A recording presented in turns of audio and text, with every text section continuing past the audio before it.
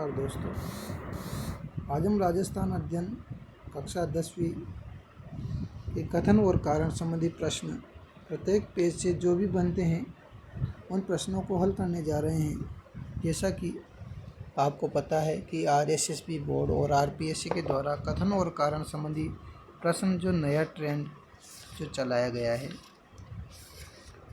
तो उस प्रकार के प्रश्न हम हल करेंगे जो आपके कक्षा 10वीं की पुस्तक के चैप्टर नंबर 6 स्थापत्य और शिल्प के विविध आयाम से लिए गए हैं। इन प्रश्नों को हल करने के बाद आपको पूरी तरह से कॉन्फिडेंस हो जाएगा कि हाँ, मैंने राजस्थान अध्ययन की 10th की बुक पढ़ ली है और मैं आने वाले प्रश्नों को हल कर सकता हूँ। तो चलते हैं बिना किसी देरी के। अध्याय 6 कक्षा 10 स्थापत्य और शिल्प के विविध आयाम। सभी प्रश्नों के सही उत्तर और उनकी व्याख्या स्पष्टीकरण। जैसा कि 4 विकल्प दिए जाते हैं। कथन ए और आर दोनों सही है और आर ए की सही व्याख्या करता है, और बी कथन ए और कारण आर दोनों सही है लेकिन आर ए की सही व्याख्या नहीं करता, और कथन ए सही है लेकिन आर गलत है।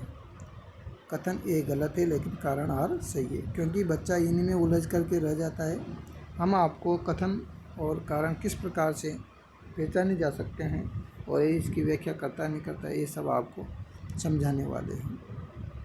जैसा कि पेज नंबर 67 की मैं बात करूं, तो पेज नंबर जो 67 है, पेज नंबर 67 के लगभग मैंने कथन और कारण संबंधी 30 प्रश्न तैयार किए हैं।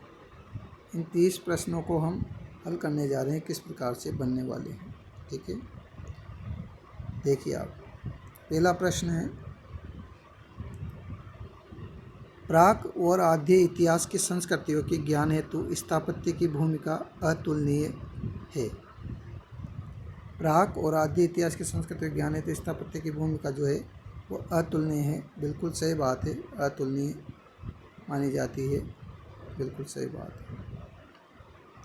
स्थापत्य सदियों की बिखरी हुई कड़ियों को जोड़कर देश और समाज की वास्तविक सांस्कृतिक तस्वीर को बिल्कुल प्रस्तुत करता है। एकदम सही बात है, प्रस्तुत करता है, एकदम सही है। तो प्राग कथन ए और कारण दोनों क्या है, सही है, और आर ए की सही व्याख्या करता है। क्यों करता है? क्योंकि प्राग और आद्य इतिहास की संस्कृतियों के ज्ञान हेतु स्थापत्य की भूमिका क्या मानी जाती है, अतुलनीय मानी जाती है। आप इसको जो है क्योंकि लगा करके स्पष्ट कर सकते हैं। आप इसमें क्या लगा सकते हैं, क्योंकि। जब आप इसमें क्योंकि लगाएंगे इस वाले दूसरे वाले कथन में, तो आपको क्लियर हो जाएगा। प्राक आदि इतिहास की संस्कृति के ज्ञान है तो स्थापत्य की भूमिका अतुलनीय मानी जाती है, क्योंकि स्थापत्य सदियों की बिखरी हुई कड़ी को जोड़कर देश और समाज की वास्तविक सांस्कृतिक तस्वीर को प्रस्तुत करता है। आगे चलते हैं। दूसरा क्वेश्चन, किसी भी देश की प्रगति का समुचित अध्ययन बिना स्थापत्य की विविध परतों और खंडरों के संभव नहीं है। बिल्कुल सही बात है, बिना किसी के जो है ये नहीं चल सकता। किसी भी देश की प्रगति बिना स्थापत्य की विविध परतों के और खंडरों के संभव नहीं है। एकदम सही बात कही है। स्थापत्य केवल शासकों की जीवन शैली को दर्शाता है, इसका आम जीवन से कोई संबंध नहीं होता। यहाँ पर क्या आ गया, केवल। तो केवल शासकों की जीवन शैली नहीं दर्शाता स्थापत्य, इसमें आम जीवन भी शामिल होता है। तो वही मैंने आपको बताया कि क्या लगा सकते हैं अपन, क्योंकि लगा सकते हैं। जब अपन किसी भी देश की प्रगति का समुचित अध्ययन बिना स्थापत्य की विविध परतों और खंडरों के संभव नहीं है, क्योंकि स्थापत्य केवल शासकों की ही जीवन शैली को नहीं दर्शाता बल्कि आम जीवन से संबंध रखता है। तो ये कथन गलत है। तो कथन ए सही है लेकिन आर गलत है। कथन ए तो सही है और आर क्या है, गलत है। देखिए, स्थापत्य का संबंध केवल राजाओं से नहीं होता बल्कि आम जन के जीवन से भी होता है। ठीक है, आगे चलते हैं। अगला क्वेश्चन है क्वेश्चन नंबर 3 है, राजस्थान की विशेष भौगोलिक स्थिति ने यहाँ के स्थापत्य को प्रभावित किया है। बिल्कुल सही बात है। यहाँ के अब स्थापत्य को प्रभावित किया है, क्योंकि यहाँ के नगर, महल, परकोटे, किलों के निर्माण में उपयोगिता के साथ साथ मजबूती का पूरा ध्यान रखा गया है। तो कथन ए और कारण आर दोनों सही है। आर ये की सही व्याख्या करता है, क्योंकि स्थापत्य भौगोलिक में नगर, महल, परकोटे, किले आदि आ जाते हैं। क्वेश्चन नंबर 4 है, हनुमानगढ़ जिले के कालीबंगा और स्वती में उच्च स्तरीय नगर योजना और भवन निर्माण के साक्ष्य मिले हैं। ये कथन बिल्कुल सही है, क्योंकि लगा दो आप, ये नगर ऋग्वैदिक काल से कई सदियों पूर्व सरस्वती और दृश्यद्योति नदियों के किनारे बसे हुए। तो हनुमानगढ़ और कालीबंगा, हनुमानगढ़ में कालीबंगा और स्वती सभ्यता है और यहाँ पे नगर मिले हैं और ऋग्वैदिक काल के हैं। सरस्वती और दृश्यद्योति जो नदियाँ हैं वो इस टाइम पे बहती थी। कथन आर और कारण दोनों सही है और आर ए की सही व्याख्या करता है। कालीबंगा और स्वती की सभ्यता में पक्की और सुव्यवस्थित ईंटों का प्रयोग हुआ है। बिल्कुल सही बात है। कालीबंगा और स्वती सभ्यता में पक्की ईंटें हैं और व्यवस्थित ईंटें हैं। और क्योंकि ईंटों से बने हुए भवन, सड़कें, नालियां, गोल कुएं, वेदियां उच्च स्तरीय नगर निर्माण को प्रभावित करते हैं। एकदम सही बात है, दोनों कथन बिल्कुल राइट है। कथन और कारण दोनों सही है। आर की सही व्याख्या करता है। आड़ और गिलुंद दक्षिण पश्चिमी राजस्थान में प्राचीन संस्कृति के प्रमुख केंद्र रहे हैं। अगर आहड़ और गिलुंद की अगर अपन बात करें तो आहड़ और गिलुंद ये जो अपना राजस्थान है, मान लो ये राजस्थान है अपना, ये राजस्थान है। तो राजस्थान की इस वाले हिस्से में आहड़ और गिलुंद तो दक्षिण, ये तो दक्षिण भाग हो गया और ये कौन सा भाग हो गया, पश्चिम भाग। दक्षिण पश्चिम में जो भाग है ये वाला, ये प्राचीन संस्कृति के प्रमुख केंद्र रहे हैं। इन स्थानों पर बने मकानों में क्या क्या मिले, इन स्थानों पर बने मकानों में खिड़कियां मिली है। इन स्थानों पर बने मकानों में खिड़कियां, दरवाजे, बरामदे और खुले चौक आवास को पूर्णता प्रदान करते हैं। इस प्रकार से पूछ लिया जाता है, इसे आड़ और गिलुंद की जगह कालीबंगा स्वती दे दी और दक्षिण पश्चिम दे दी तो ये कथन गलत हो जाएगा। इस वजह से ध्यान रखें, आड़ और गिलुंद में के बने मकानों में, मतलब आहड़ और गिलुंद दक्षिण पश्चिम राजस्थान प्राचीन संस्कृति के प्रमुख केंद्र हैं, क्योंकि इन स्थानों पर बने मकानों में खिड़कियां, दरवाजे, बरामदे और खुले चौक आवास को पूर्णता प्रदान करते हैं। दोनों कथन सही है। आहड़ एक कृषि और व्यवसाय प्रधान बस्ती थी। आहड़ की खुदाई में अनाज पीसने के पत्थर और तांबे की चादरें आदि पुरातात्विक साक्ष्य मिले हैं। तो कृषि और व्यवसाय प्रधान बस्ती है आहड़, बिल्कुल राइट है। आहड़ की खुदाई में अनाज पीसने के पत्थर और तांबे की चादरें आदि पुरातात्विक साक्ष्य मिले हैं। बिल्कुल राइट है। कथन आए और कारण आर दोनों सही है। आए की सही व्याख्या करता है। पौराणिक सभ्यता के युग में राजस्थान में अनेक सांस्कृतिक केंद्रों का विकास हुआ। बिल्कुल पुराणों के टाइम पे हुआ था।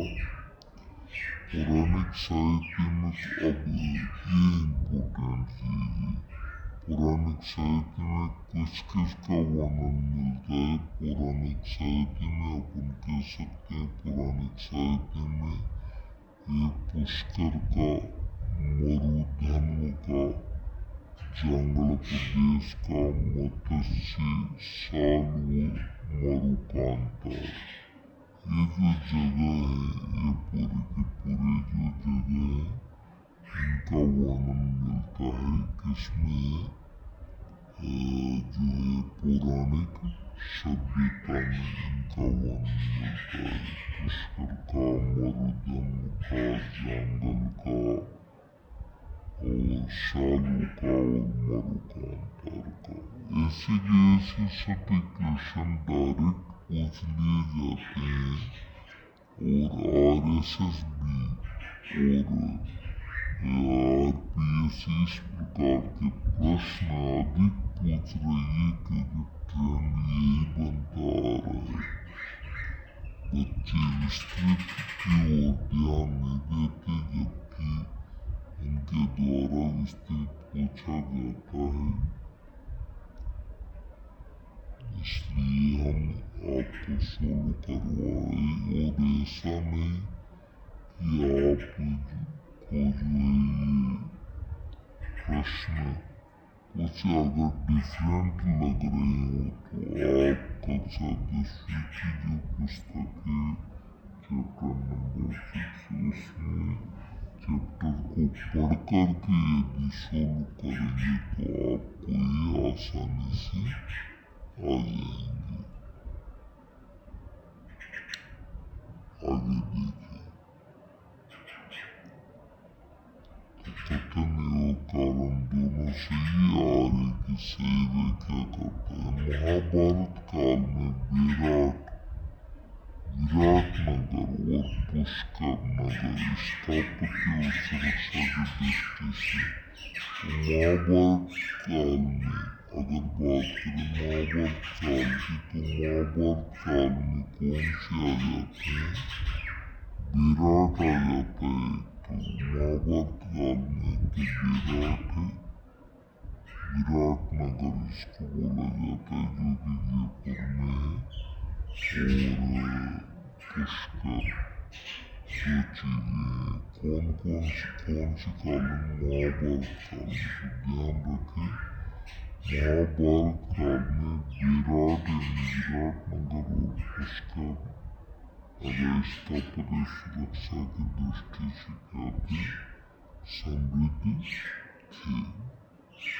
ठीक है उसके बाद देखिए आप लोग महाभारत काल में राजस्थान में नगर योजना और रक्षा व्यवस्था का उच्च स्तरीय विकास देखा गया। बिल्कुल सही महाभारत काल में विराट और पुष्कर दोनों महाभारत काल में राजस्थान नगर योजना रक्षा व्यवस्था का उच्च स्तरीय विकास था। दोनों कथन सही है और व्याख्या भी कर रहा है। विराटनगर जयपुर मौर्यकालीन सभ्यता का बेहतर उदाहरण है क्योंकि अशोककालीन सभ्यता है मौर्यकालीन सभ्यता तो विराटनगर जयपुर बिल्कुल सही बात है। विराटनगर जयपुर के भग्नावशेषों में हाँ ये जरूरी इम्पोर्टेंट लाइन है और आ भी सकता है पेपर में। विराटनगर जयपुर में स्थित है और इसके भग्न जो अवशेष है उनमें स्तंभ लेख और बौद्ध विहार के खंडर यानी कि एक तो स्तंभ लेख मिले हैं और बौद्ध विहार के खंडर मिले हैं। ठीक है उसके बाद देखिए कथन दोनों सही और सही व्याख्या भी करता है।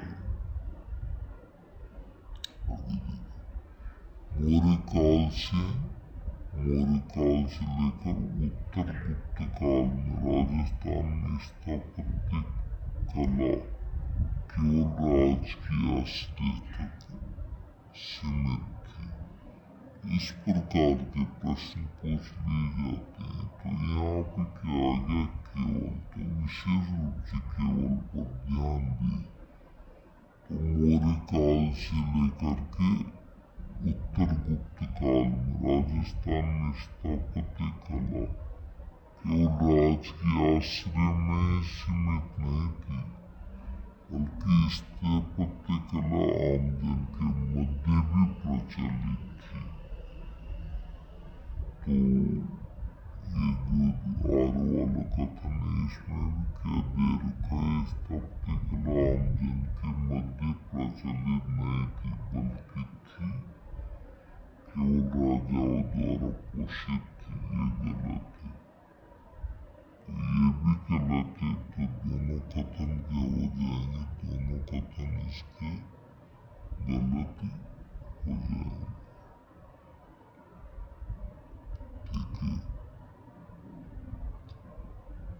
कथन ए गलत है, लेकिन कारण आर भी गलत है। दोनों कथन गलत है क्योंकि इस काल में कला केवल राज के आश्रय में नहीं थी, बल्कि आमजन के मध्य भी प्रचलित थी। मध्यमा का नगरी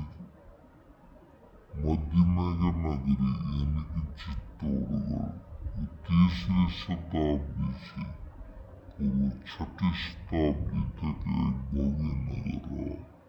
इस प्रकार से आपको प्रश्न पूछा जा सकता है, जैसा कि मैं आपको बता रहा हूँ। क्वेश्चन नंबर 12 क्या कह रहा है कि मध्यमा का नगरी जो चित्तौड़गढ़ में स्थित है, मध्यमा का नगरी कहा जाता है, मध्यमा का नगरी कहा जाता था चित्तौड़गढ़ में। तो 3वीं से और कौन सी शताब्दी, 6वीं शताब्दी, तो यहाँ पर वो चेंज कर सकता है। इसे 8वीं से 10वीं शताब्दी दे सकता है। ये गलत हो जाएगा। ये 3वीं से और 6वीं शताब्दी के मध्य एक भव्य नगर था। कौन सा, मध्यमा का नगरी चित्तौड़गढ़। ठीक है, उसके बाद देखो बी वाला ऑप्शन क्या है, मध्यमा का नगरी बेड़स नदी के किनारे स्थित है। इसकी भव्य नगरी योजना के साक्ष्य प्रस्तुत करती। तो ये दो कथन अपन को मिल चुके हैं। दो कथनों में एक तो मध्यमा नगरी चित्तौड़गढ़ में स्थित है, और जो है ये बेड़स नदी, कौन सी नदी, बेड़स, इम्पोर्टेंट नदी है बेड़स। बेड़स नदी या नदी कहा जाता है, यहाँ पर स्थित है। ठीक है, आगे चलते हैं अपन।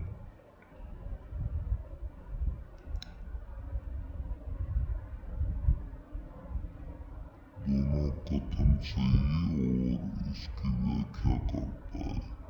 वर्तमान में चित्तौड़ के पास नगरी को प्राचीन काल में मध्यमिका कहा जाता था। देखो यही वाली सटीक लाइनें पूछी जाती है RSS बोर्ड के द्वारा। तो चित्तौड़ के पास नगरी को प्राचीन काल में मध्यमिका कहा जाता था, बिल्कुल राइट है। ये स्थान मौर्य काल में बेड़स नदी के तट पर बसा हुआ स्थापत्य केंद्र पर, बिल्कुल दोनों कथन राइट है और व्याख्या भी करता है। हाँ, मेनाल, अमजीरा, डबोक और भरतपुर, बिल्कुल ऐसी की ऐसी लाइनें हैं RSS बोर्ड के द्वारा पूछी जाने वाली राजस्थान अध्ययन की बुक में। मेनाल, अमजीरा, डबोक और भरतपुर, एक तो मेनाल है, एक अमजीरा है, एक डबोक है। भरतपुर का जो क्षेत्र था वो गुप्त उत्तर काल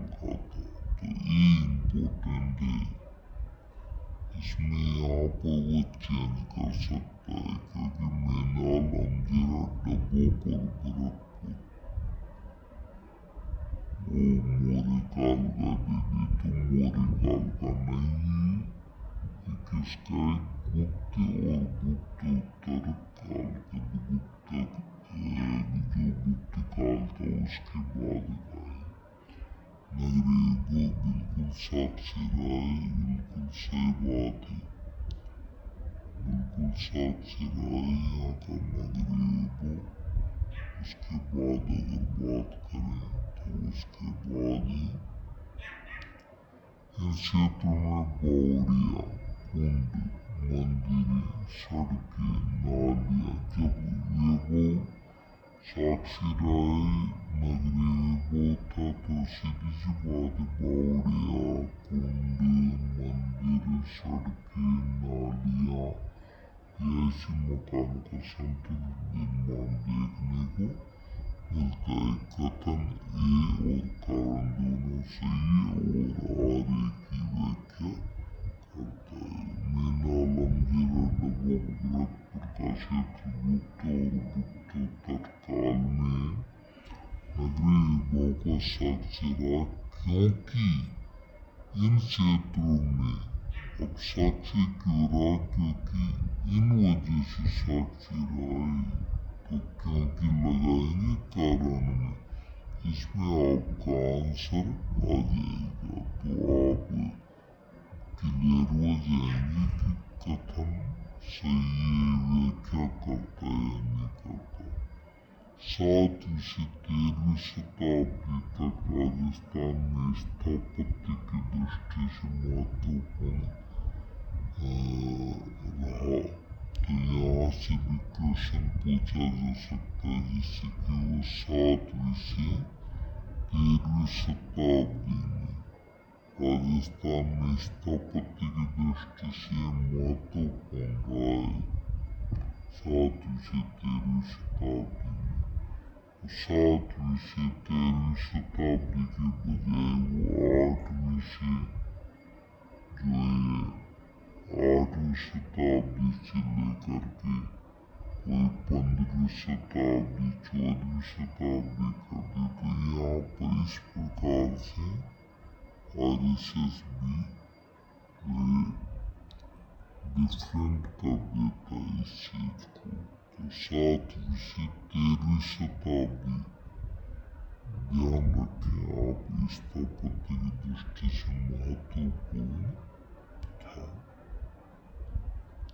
ठीक है, उसके बाद आगे चलते हैं।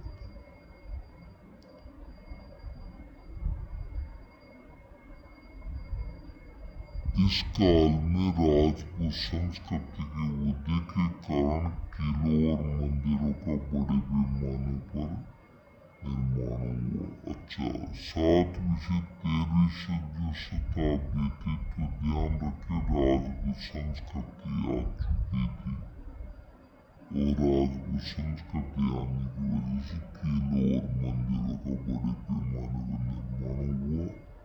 व्याख्या भी करता है, दोनों कथन सही है। 7वीं से 13वीं शताब्दी के दौरान राजस्थान में किलों का निर्माण बहुत ऐसे हुआ, जैसा कि आगे बताया है, क्योंकि राजपूत आ चुके थे। राजपूत संस्कृति कैसी होती कि वीरता और रक्षा की भावना सर्वोपरि थी, जिसके प्रतीक क्या बने किले।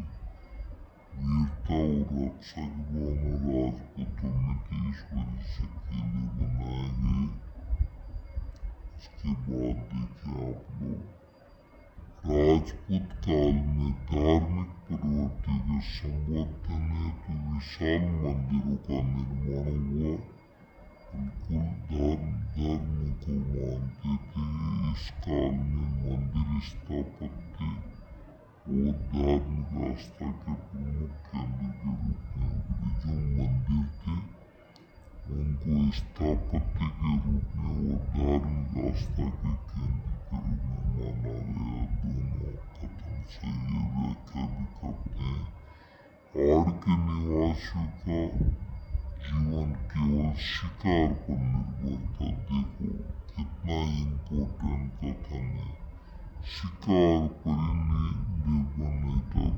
वैसे तो केवल पर आप ध्यान दें, एक तो कृषि थी इनका आधार, एक तो कृषि था और कृषि के अलावा इनका आधार जो है पशुपालन था। पशुपालन, कृषि और पशुपालन दोनों इनके जो है जीविका के क्या थे, दोनों इनकी जीविका के आधार थे।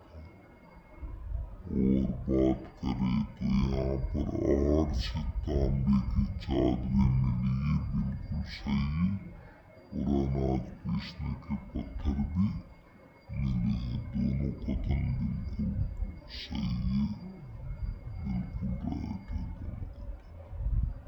व्याख्या भी करते हैं।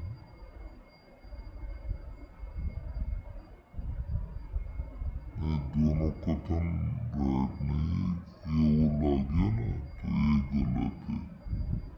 कथन ये गलत है, लेकिन और सही है कि तांबे की चादर अनाज पीने के पत्थर ये दर्शाते हैं कि यार्ड कृषि और व्यवसाय प्रधान बस्ती थी, केवल शिकार पर निर्भर नहीं थी। क्योंकि लगा करके आप आंसर ले सकते हैं। व्याख्या आगे देखो, प्राचीन राजस्थान में नगरों में जल प्रबंधन और स्वच्छता का विशेष ध्यान रखा जाता था। बिल्कुल, और ये किसमें दिखाई देता है, क्योंकि कालीबंगा, मेनाल, मध्यमिका जैसी ये स्थलों की खुदाई में क्या मिले हैं, नालियों मिली है, कुएं मिले हैं, कुंड मिले हैं, इनके स्पष्ट साक्ष्य दिखाई देते हैं। दोनों सही है, व्याख्या भी करते हैं, जल प्रबंधन था इनमें, क्योंकि जैसा कि आपको पता है कि जो कालीबंगा में जो नालियां बनी हुई थी उनको ढका गया था, किससे, ढकने की जो व्यवस्था थी या बनाई गई थी वह लकड़ी से बनाई गई थी। तो नाले मिलते, कुएं मिलते, कुंड मिलते हैं। सरस्वती और बृहस्पति नदियाँ प्राक इतिहास काल और वैदिक कालीन सभ्यता के पोषक रही। वैदिक कालीन की और एक ऋग्वेद में उत्पन्न हुई, तो प्राचीन इतिहास ही बिल्कुल राइट है। इन नदियों के किनारों पर कालीबंगा और स्वती सभ्यता विकसित हुई है, बिल्कुल राइट है। दोनों व्याख्या भी करते हैं। विराटनगर का संबंध बौद्ध धर्म से था। विराटनगर जयपुर में है और अशोक सम्राट जो है वो बौद्ध धर्म से संबंधित था, और वहाँ पे स्तंभ लेख और बौद्ध धर्म के लेख मिले हैं। यहाँ की खुदाई से अशोककालीन स्तंभ लेख और बौद्ध विहार के खंडर प्राप्त हुए। तो बौद्ध जहाँ पे आ गए वो अशोककालीन स्तंभ लेख मिले, बिल्कुल रही।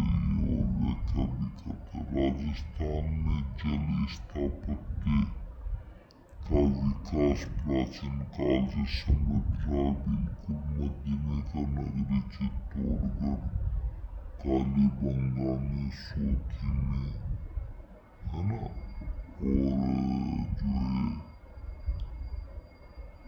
इन सभी में जो है प्राचीन जल प्रबंधन था। गुप्त और गुप्त काल, गुप्त उत्तर काल और मध्यकाल के खंडरों में बावड़ियों, कुंडों और जलाशयों के संतुलित निर्माण के साक्ष्य मिलते हैं। बिल्कुल दोनों कथन बिल्कुल व्याख्या भी करते हैं। राजस्थान का स्थापत्य इतिहास, राजस्थान का जो स्थापत्य इतिहास सिंधु घाटी और वैदिक सभ्यता से लेकर के किस टाइम पे वैदिक सभ्यता को माना जा सकता है सिंधु घाटी सभ्यता, तो सिंधु घाटी सभ्यता से लेकर सिंधु घाटी और वैदिक सभ्यता से लेकर राजपूत काल तक निरंतर विकसित। राजपूतों के काल में तो जो है मुगलों से संबंध हो गए थे और ये जो है नीचे आकर के महलों का निर्माण करने लग गए थे, क्योंकि शांति काल था राजपूतों के लिए उस टाइम पे। तो सिंधु घाटी सभ्यता या वैदिक सभ्यता से लेकर राजपूत काल तक स्थापत्य का विकास हुआ। स्थापत्य कला में प्रत्येक कालखंड, जैसे कि सबसे पहले कौन सा आया, प्राक इतिहास काल, प्राक इतिहास यानी कि प्राचीन इतिहास काल आया। प्राचीन इतिहास काल के बाद मौर्य आया, है ना, मौर्य कालीन आया। मौर्य कालीन के बाद गुप्त काल आया, गुप्त काल के बाद राजपूत आए। तो सीधी सी बात है, आप ध्यान रखेंगे, पहले प्राचीन इतिहास आया, प्राचीन इतिहास के बाद मौर्य आया और मौर्य के बाद गुप्त आया और गुप्त के बाद राजपूत आया। तो विशिष्ट भौगोलिक और सांस्कृतिक जो छवि है वो देखने को मिलती है। अच्छा, बिल्कुल दोनों कथन राइट है, व्याख्या भी करता है। जांगल, मत्स्य और शालू राजस्थान के पौराणिक पुराण यानी पुराणों के टाइम पे जो नाम थे इनके, वो जांगल, मत्स्य और शालू थे। ठीक है, इन क्षेत्रों में पौराणिक साहित्य और प्राचीन प्रमाणों में मिलता है इन क्षेत्रों का उल्लेख। अब कैसे लगाओगे आंसर, जांगल, मत्स्य और शालू राजस्थान के पौराणिक सांस्कृतिक केंद्र थे, क्योंकि इन क्षेत्रों में का उल्लेख पौराणिक साहित्य और प्राचीन प्रमाणों में मिलता है। इनके बारे में जानकारी दी गई है नीचे कारण में, इस वजह से ये क्योंकि लगा करके आंसर सही हो जाएगा। व्याख्या भी करता है। मौर्य काल में भारतीय स्थापत्य कला का प्रभाव राजस्थान के क्षेत्रों में भी दिखाई देता है। स्थापत्य कला का मौर्य काल में यानी अशोक कालीन में राजस्थान के क्षेत्र में दिखाई देता था ना। विराटनगर जयपुर में, बेराट और मध्यमिका नगरी चित्तौड़ में मौर्यकालीन स्थापत्य और नगर योजना के अवशेष प्राप्त हुए हैं। तो बेराट और मध्यमिका नगरी बताया था चित्तौड़गढ़ में मौर्यकालीन सभी स्थापत्य नगर योजना के अवशेष तो दो में प्राप्त हुए हैं, एक तो बेराट में, एक मध्यमिका नगरी चित्तौड़ में। तो दोनों सही है और व्याख्या भी करता है। कालीबंगा और स्वती सभ्यता का विकास केवल मध्यकाल में हुआ। आप देखो इस प्रकार से पूछे जाते हैं, थोड़ा सा ज्ञान यहीं पे दे लें आप, क्या आ गया ये, केवल मध्यकाल में थोड़े हुआ था कालीबंगा, मध्यकाल में नहीं होकर के ऋग्वैदिक काल में हुआ था, है ना, ऋग्वैदिक काल में हुआ था। ऋग्वैदिक काल में इस सभ्यता का विकास हुआ था। सरस्वती और दृश्यवती जो नदियां हैं उनके किनारे स्थित थी। ये नदी सरस्वती नदी के तट पर बसे हुए हैं, बिल्कुल राइट है। तो फर्स्ट वाला गलत है और सही है, क्योंकि सभ्यता ऋग्वैदिक काल से कई सदियों पूर्व प्राक और आदि इतिहास की है, मध्यकाल की नहीं है। मध्यकाल में तो मुस्लिम साम्राज्य आ गया था। राजस्थान के दुर्ग और किले केवल सौंदर्य और प्रदर्शन के लिए बनाए जाते थे। इसमें भी किसका यूज हो गया, केवल का। तो बस ये थोड़ा ध्यान दे ले, केवल गलत है तो कथन क्या हो जाएगा, गलत हो जाएगा। सौंदर्य और प्रदर्शन के लिए थोड़ी बनाए गए थे, बल्कि राजपूत काल में किलों का निर्माण मुख्य रूप से रक्षात्मक दृष्टिकोण और सुरक्षा हेतु किया गया था, रक्षा के लिए। तो किलों का निर्माण उपयोगिता और सुरक्षा का पूरा ध्यान रखा जाता था, केवल प्रदर्शन के लिए नहीं था। आहड़ में खुले चौक और बरामदे वाले मकानों का निर्माण समृद्ध जीवन शैली को दर्शाता है। आहड़ में खुले चौक, बिल्कुल पहले भी बताया गया था आपको कि आहड़ में कैसे चौक मिले हैं। आहड़ में खुले चौक मिले हैं और बरामदे मिले हैं, है ना। आवासीय जो संरचना थी, मतलब दो मकान थे, उनको बिल्कुल सटीक करके बरामदा निकाला जाता था। तो आहड़ में खुले चौक, आहड़ में जो खुले चौक हैं और बरामदे वाले मकानों का निर्माण समृद्ध जीवन शैली को दर्शाता है। ये आवासीय संरचनाएं हवा, प्रकाश और पर्याप्त स्थान की व्यवस्था को ध्यान में रखकर बनाई जाती थी। ठीक है, आगे देखो। तो कथन कारण दोनों से ये व्याख्या भी करते हैं। गुप्त और गुप्त उत्तरकालीन स्थापत्य के अवशेष भरतपुर और डबोक के आसपास पाए गए हैं। आपको पहले भी बताया था, एक तो मेनाल है, एक अमझेरा है ना। एक तो क्या बताया था, मेनाल में, एक तो मेनाल है, एक अमझेरा, एक तो मेनाल है और एक अमझेरा है और एक भरतपुर आ गया और एक डबोक। तो एक कब के माने जाते हैं, गुप्त और गुप्तोत्तर काल के माने जाते हैं। एकदम सही बात है, कथन ए क्या है, सही है। इन स्थानों से प्राप्त पुरातात्विक सामग्री में रिहायशी मकान, सड़कें, मंदिर और जो कोई बावड़ियाँ वगैरह सब मिले हैं। तो दोनों कथन सही है और ये व्याख्या भी करते हैं। स्थापत्य कला किसी समाज के सांस्कृतिक और आर्थिक इतिहास को समझने के अभिन्न माध्यम है। बिल्कुल, स्थापत्य कला से उसकी संस्कृति का पता चलता है और उसके आर्थिक यानी उस टाइम पे कैसी व्यवस्था थी, पैसों संबंधी कैसी व्यवस्था थी। स्थापत्य कला के अंतर्गत अब सांस्कृतिक और आर्थिक कैसे पता लगेगा, क्योंकि उस टाइम पे भवनों की वजह से, किलों की वजह से, मंदिरों की वजह से, नगर योजनाओं की वजह से उस काल की तकनीक और समाज की स्थिति को उजागर करती है। बिल्कुल दोनों सही है। और जैसा कि आप लोगों को पता है कि पेज नंबर 67 से अपन ने जो है 30 प्रश्न बनाए हैं और ये पूरे पेज को कवर करते हैं। इस प्रकार से बने रहने के लिए हमें सब्सक्राइब करें और ये प्रत्येक पेज वाइज आपको हर बुक करवाई जाएगी। जैसे 6 के 7th 8th 9th और 10th के जो राजस्थान अध्ययन संबंधी जो प्रश्न हैं वो आपको करवाए जाएंगे। और अगले वीडियो में अपन पेज नंबर 68 से बने हुए कथन कारण संबंधी सभी प्रकार के प्रश्नों को हल करेंगे और ये सीरीज अपन की रेगुलर चलने वाली है। तो बने रहिए। Thank you. और वीडियो को लाइक ज़रूर करें और हमें प्रोत्साहित करें। Thank you.